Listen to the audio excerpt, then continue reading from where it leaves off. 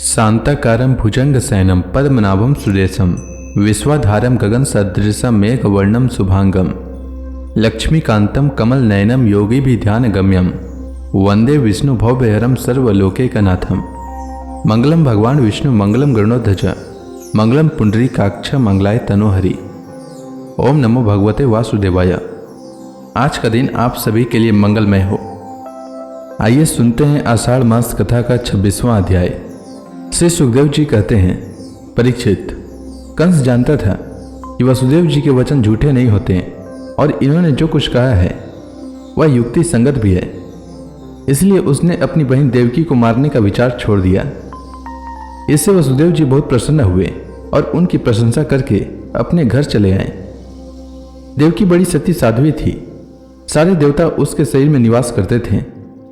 समय आने पर देवकी के गर्भ से प्रतिवर्ष एक एक करके 8 पुत्र तथा एक कन्या उत्पन्न हुई। पहले पुत्र का नाम था कीर्तिमान। वसुदेव जी ने उसे लाकर कंस को दे दिया। ऐसा करते समय उन्हें कष्ट तो अवश्य हुआ, परंतु उससे भी बड़ा कष्ट उन्हें इस बात का था कि कहीं मेरे वचन झूठे न हो जाएं। परीक्षित, सत्य संत पुरुष बड़े से बड़ा कष्ट भी सह लेते हैं। ज्ञानियों को किसी बात की अपेक्षा नहीं होती। नीच पुरुष बुरे से बुरा काम भी कर सकते हैं और जो जितेंद्रिय हैं, जिन्होंने भगवान को हृदय में धारण कर रखा है, वे सब कुछ त्याग सकते हैं। जब कंस ने देखा कि वसुदेव जी का अपने पुत्र के जीवन और मृत्यु में समान भाव है एवं वे सत्य में पूर्ण निष्ठावान भी है, तब वह बहुत प्रसन्न हुआ और उनसे हंसकर बोला, वसुदेव जी, आप इस नन्हे से सुकुमार बालक को ले जाइए। इससे मुझे कोई भय नहीं है, क्योंकि आकाशवाणी ने तो ऐसा कहा था कि देवकी के 8वें गर्भ से उत्पन्न संतान के द्वारा मेरी मृत्यु होगी। वसुदेव जी ने कहा, ठीक है, और उस बालक को लेकर वे लौट आए। परंतु उन्हें मालूम था कि कंस बड़ा दुष्ट है और उसका मन उसके हाथ में नहीं है। वह किसी क्षण बदल सकता है, इसलिए उन्होंने उसकी बात पर विश्वास नहीं किया।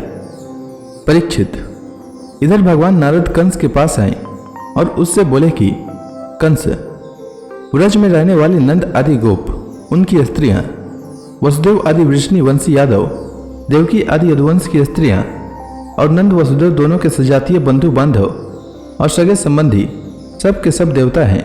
जो इस समय तुम्हारी सेवा कर रहे हैं वे भी देवता ही हैं। उन्होंने यह भी बतलाया कि दैत्यों के कारण पृथ्वी का भार बढ़ गया है, इसीलिए देवताओं की ओर से अब उनके वध की तैयारी की जा रही है। जब देवर्षि नारद इतना कहकर चले गए, तब कंस को यह निश्चय हो गया कि यदुवंशी देवता हैं और देवकी के गर्भ से विष्णु भगवान ही मुझे मारने के लिए पैदा होने वाले हैं। इसलिए उसने देवकी और वसुदेव को हथकड़ी बेड़ी से जकड़कर कैद में डाल दिया और उन दोनों से जो जो पुत्र होते गए उन्हें वह मारता गया। उसे हर बार यह शंका बनी रहती कि कहीं विष्णु ही उस बालक के रूप में न आ गया हो। परीक्षित, पृथ्वी में यह बात प्रायः देखी जाती है कि अपने प्राणों का ही पोषण करने वाले लोभी राजा अपने स्वार्थ के लिए माता पिता, भाई बंधु और अपने अत्यंत हितैषी इष्ट मित्रों की भी हत्या कर डालते हैं। कंस जानता था कि मैं पहले काल नेमी असुर था और विष्णु ने मुझे मार डाला था। इससे उसने यदुवंशियों से घोर विरोध ठान लिया। कंस बड़ा बलवान था। उसने यदु, भोज और अंधक वंश के अधिनायक अपने पिता उग्रसेन को कैद कर लिया और शूरसेन देश का राज्य वह स्वयं करने लगा।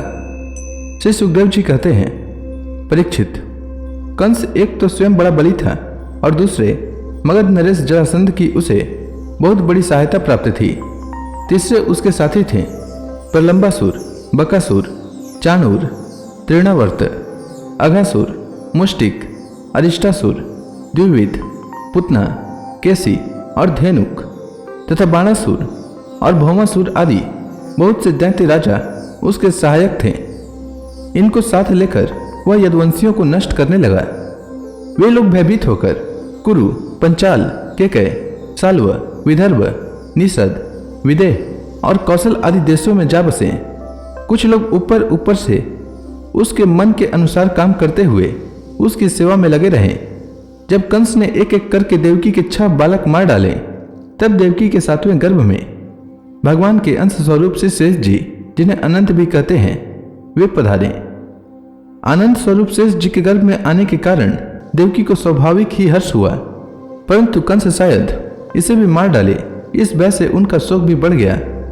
विश्वात्मा भगवान ने देखा कि मुझे ही अपना स्वामी और सर्वस्व मानने वाले यदुवंशी कंस के द्वारा बहुत ही सताए जा रहे हैं। तब उन्होंने अपनी योग माया को यह आदेश दिया, देवी कल्याणी, तुम व्रज में जाओ, वह प्रदेश ग्वालों और गांव से सुशोभित है। वहां नंद बाबा के गोकुल में वसुदेव की पत्नी रोहिणी निवास करती है। उनकी और भी पत्नियां कंस से डरकर गुप्त स्थानों में रह रही है। इस समय मेरा वह अंश जिसे शेष कहते हैं, देवकी के उदर में गर्भ रूप से स्थित है, उसे वहां से निकालकर तुम रोहिणी के पेट में रख दो। कल्याणी, अब मैं अपने समस्त ज्ञान, बल आदि अंशों के साथ देवकी का पुत्र बनूंगा और तुम नंद बाबा की पत्नी यशोदा के गर्भ से जन्म लेना। तुम लोगों को मुंह मांगे वरदान देने में समर्थ हो जाओगी। मनुष्य तुम्हें अपनी समस्त अभिलाषाओं को पूर्ण करने वाली जानकर धूप दीप, नैवेद्य एवं अन्य प्रकार की सामग्रियों से तुम्हारी पूजा करेंगे। पृथ्वी में लोग तुम्हारे लिए बहुत से स्थान बनाएंगे और दुर्गा, भद्रकाली, विजया, वैष्णवी, कुमुदा, चंडिका, कृष्णा, माधवी, कन्या, माया, नारायणी, ईशानी, शारदा और अंबिका आदि बहुत से नामों से पुकारेंगे। देवकी के गर्भ से खींचे जाने के कारण शेष जी को लोग संसार में संकर्षण कहेंगे, लोक रंजन करने के कारण राम कहेंगे और बलवानों में श्रेष्ठ होने के कारण बलभद्र भी कहेंगे। जब भगवान ने इस प्रकार आदेश दिया तब योग माया ने जो आज्ञा ऐसा कहकर उनकी बात सिरोधार्य की और उनकी परिक्रमा करके वे पृथ्वी लोक में चली आई तथा भगवान ने जैसा कहा था वैसा ही किया। जब योग माया ने देवकी का गर्भ ले जाकर रोहिणी के उदर में रख दिया तब पूर्ववासी बड़े दुख के साथ आपस में कहने लगे, हाय बेचारी देवकी का यह गर्भ तो नष्ट ही हो गया। भगवान भक्तों को अभय करने वाले हैं, वे सर्वत्र सब रूप में हैं, उन्हें कहीं आना जाना नहीं है, इसलिए वे वसुदेव जी के मन में अपने समस्त कलाओं के साथ प्रकट हो गए। उसमें विद्यमान रहने पर भी अपने को अव्यक्त से व्यक्त कर दिया। भगवान की ज्योति को धारण करने के कारण वसुदेव जी सूर्य के समान तेजस्वी हो गए। उन्हें देखकर लोगों की आंखें चौंधिया जाती, कोई भी अपने बल, वाणी या प्रभाव से उन्हें दबा नहीं सकता था। भगवान के उस ज्योतिर्मय अंश को जो जगत का परम मंगल करने वाला है, वसुदेव जी के द्वारा आधान किए जाने पर देवी देवकी ने ग्रहण किया।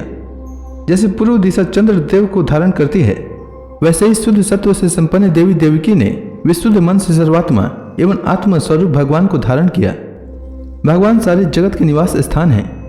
देवकी उनका भी निवास स्थान बन गई, परंतु घड़े आदि के भीतर बंद किए हुए दीपक का और अपने विद्या दूसरों को न देने वाले ज्ञान खल की श्रेष्ठ विद्या का प्रकाश जैसे चारों ओर नहीं फैलता, वैसे ही कंस के कारागार में बंद देवकी की भी उतनी शोभा नहीं हुई। देवकी के गर्भ में भगवान विराजमान हो गए थे। उसके मुख पर पवित्र मुस्कान थी और उसके शरीर की कांति से बंदी गृह जगमगाने लगा था। जब कंस ने उसे देखा तब वह मन ही मन कहने लगा, अब की बार मेरे प्राणों के ग्राहक विष्णु ने इसके गर्भ में अवश्य ही प्रवेश किया है, क्योंकि इसके पहले देवकी कभी ऐसी न थी। अब इस विषय में शीघ्र से शीघ्र मुझे क्या करना चाहिए? देवकी को मारना तो ठीक न होगा, क्योंकि वीर पुरुष स्वार्थवश अपने पराक्रम को कलंकित नहीं करते। एक तो यह स्त्री है, दूसरे बहन और तीसरे गर्भवती है। इसको मारने से तो तत्काल ही मेरी कीर्ति, लक्ष्मी और आयु नष्ट हो जाएगी।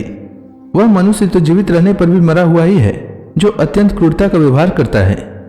उसकी मृत्यु के बाद लोग उसे गाली देते हैं। इतना ही नहीं, वह देहाभिमानियों के योग्य घोर नरक में भी अवश्य अवश्य जाता है। यद्यपि कंस देवकी को मार सकता था, किंतु स्वयं ही वह इस अत्यंत क्रूरता के विचार से निवृत्त हो गया। अब भगवान के प्रति दृढ़ वैर का भाव मन में गांठ कर उनके जन्म की प्रतीक्षा करने लगा। वह उठते बैठते, खाते पीते, सोते जागते और चलते फिरते सर्वदा ही श्री कृष्ण के चिंतन में लगा रहता। जहां उसकी आंखें पड़ती, जहां कुछ खड़का होता, वहां उसे श्री कृष्ण दिख जाते। इस प्रकार उसे सारा जगत ही श्री कृष्ण में दिखने लगा। तो इसी के साथ यह अध्याय समाप्त हुआ। इसके आगे की कथा मैं कल के अध्याय में सुनाऊंगा। तब तक के लिए भगवान हरि का नाम लेते रहें। तो प्रेम से बोलिए भगवान विष्णु की जय, श्री कृष्ण भगवान की जय, समस्त देवी देवताओं की जय।